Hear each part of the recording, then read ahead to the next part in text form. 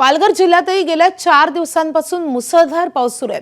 आजही पालघर जिल्ह्याला red alert आहे आणि त्यामुळे पावसाने दमदार हजेरी लावली असून पालघर जिल्ह्याच्या पश्चिम भागाला अक्षरशः झोडपून काढले।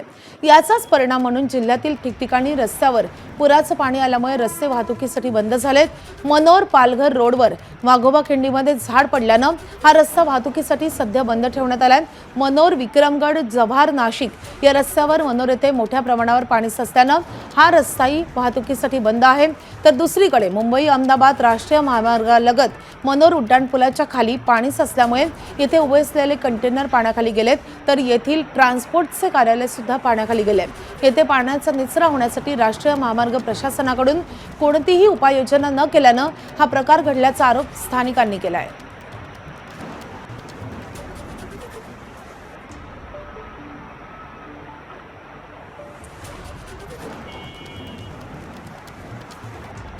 तर मनोर परिसरामध्ये उभे असलेले कंटेनर अशा रीतीने पाण्याखाली गेलेले आहेत। त्यासोबतच ट्रान्सपोर्टचं कार्यालय सुद्धा पाण्याखाली गेले आणि त्यामुळे या वाहन चालकांना मोठ्या समस्यांचा सामना करावा लागतोय।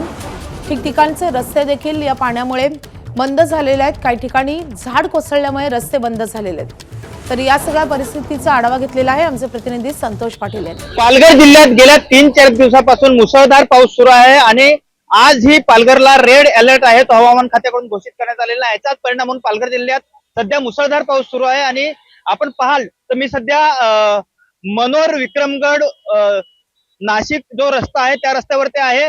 हा रस्त्यावरती मोठ्या प्रमाणात आता मनोर येथे जे पाणी आहे ते साचलेलं आपण बघताय। या पाण्यामधून धोकादायक प्रवास काही वाहन चालक करत आहेत। पोलीस आताच या ठिकाणी येऊन गेले, सूचना देऊन गेले की धोकादायक प्रवास करू नका।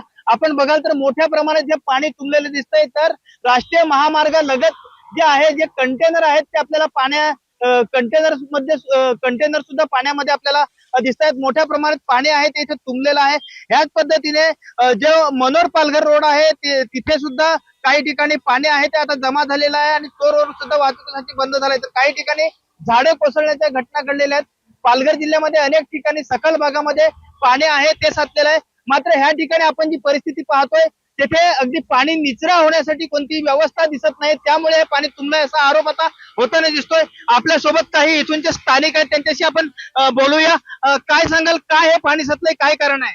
यांनी ब्रिजवर आहे ना, यांनी काहीच उपाययोजना केल्या नाही। गटारीच कुठे नाही। आमचं ट्रान्सपोर्टचं ऑफिस, पूर्ण ट्रान्सपोर्टच्या ऑफिस मध्ये पाणी आलेलं आहे।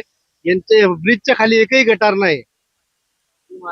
वारंवार NHAIC हे केलेलं आम्ही पत्र व्यवहार केलेलं तरी त्यांनी काही केलं नाही।